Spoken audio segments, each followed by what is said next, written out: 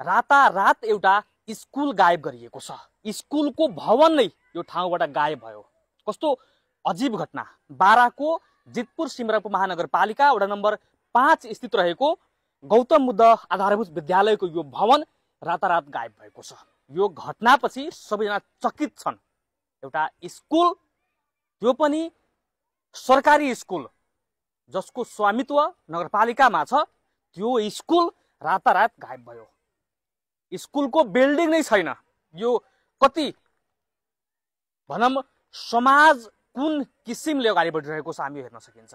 जितपुर सिमरा उपमहानगरपालिका वडा नम्बर 5 को यो दृश्यमा देखाइरहेको छु। यो स्कुलको भवन कहाँ गयो त्यो पनि कसैलाई पनि थाहा छैन। यो कति गम्भीर विषय हो। यो भइरहँदा नगरपालिका, वडा कार्यालय र प्रहरी प्रशासन मौन बसिरहेको छ। अहिलेसम्म यो कसले भत्कायो, किन भत्कायो, यसको केही पनि अत्तोपत्तो लागिरहेको छैन। यद्यपि हामीले यस विषयमा के हो यहाँको स्थानीयसँग बुझ्न प्रयास गर्छौँ, त्यसपछि यहाँको स्थानीय सरकारसँग बुझ्ने प्रयास गर्छौँ। हामीले यस विषयमा यहाँको स्थानीयसँग बुझ्न प्रयास गर्छौँ, तर यहाँ कोही पनि बोल्न भन्ने मान्नु भएन। यद्यपि हामी यस विषयमा अलिकति खोतल्न प्रयास गर्दा यो स्कुल अहिले चालु अवस्थामा भने छैन। यो स्कुल अहिले चालु अवस्थामा छैन भन्नुभयो र यो जमिन कुनै ट्रस्टको नाममा छ भनेर हामीले सुन्यौँ।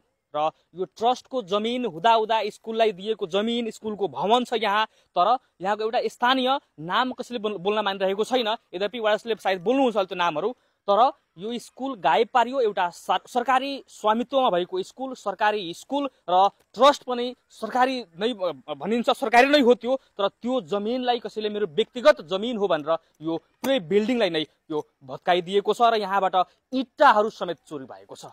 यो कति अजीब घटना के। रातारात एउटा विद्यालयको भवन गायब भइदियो। एउटा भवन, सिङ्गो भवन गायब भइदियो।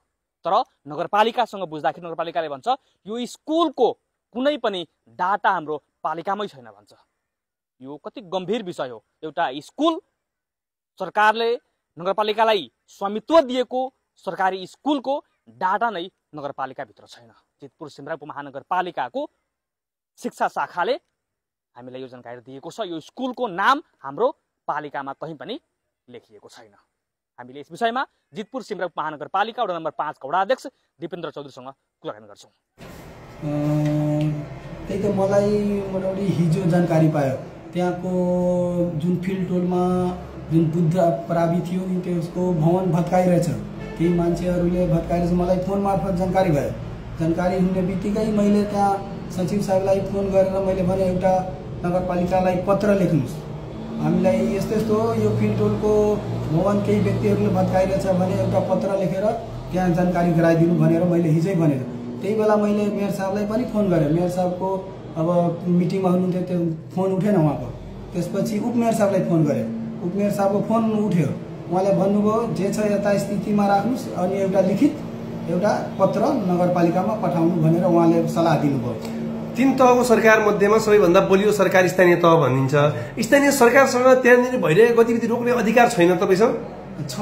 अनि किन जानु भएन यो रोक्न? तपाईँलाई स्थानीयहरूले जानकारी गराइसकेपछि दिन दहाडै शिक्षा जस्तो संवेदनशील विषयका भवनहरू दिन दहाडै भत्काइरहँदा स्थानीय सरकार त्यति कमजोर भइसकेको हो, गएर रोक्न पनि नसक्ने अथवा गलत काम गर्ने व्यक्तिहरूलाई समाउन नसक्ने लाचार भएको हो त स्थानीय सरकार?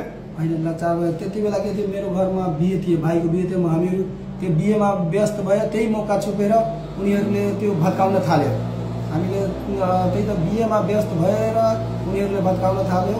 अनि हामीले थाहा हुने बित्तिकै तर हामीले एक्सनमा आयो। को व्यक्तिहरूले चाहिँ त्यो भत्काएको भन्ने कुरो तपाईँले थाहा पाउनुभयो? लखनलाल चौधरी। लखनलाल चौधरी तपाईँकै वडाको व्यक्ति हुनुहुन्छ। उहाँ आफै त्यहाँ उपस्थित भएर चाहिँ केही व्यक्ति लगाएर त्यहाँ तोडफोड गरेको त्यहाँ स्थानीयले भनि पनि सक्नु भएको छ। अनि तपाईँहरूले यसको लागि कारबाहीको लागि प्रक्रिया अगाडि प्रशासनलाई खबर गर्नुभयो? हजुर, लिखित खबर पनि गरिसकेको छु। लिखित पत्र पनि तयार भइसकेको छ। अहिले हामी पत्र पनि पठाउँदैछौँ नगरलाई, इलाका सिमरालाई, जितपुरलाई। त्यही त अब यो वडाले अलिकति आफ्नो कामबाट अलिकति जिम्मेवारीबाट अलिकति पन्छेको जस्तो आम व्यक्तिहरूको बुझाइ छ। यो देखियो पनि के वडा चुकेको हो त यसमा? होइन, वडा चुकेको होइन। मैले अघि नै पनि भने मेरो घरमा बिहे थियो, भाइको बिहे थियो। म त्यसमा व्यस्त भइहालेँ। त्यही मौका छोपेर उनीहरूले भत्कायो। अब यसको अबको पाटो के रहन्छ?